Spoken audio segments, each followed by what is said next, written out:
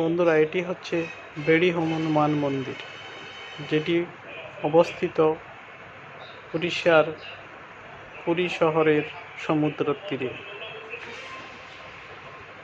রত্নাগর মানে সমুদ্রদেব জগন্নাথের পরম ভক্ত ছিলেন।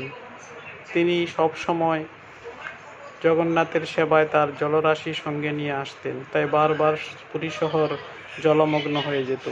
এবং এই জন্যই জগন্নাথ দেব হনুমানকে আদেশ করেছিলেন সমুদ্র তীরে থাকার জন্য। কিন্তু হনুমান কোথাও রাম নামের কীর্তন শুনলে সেখানেই চলে যেতেন।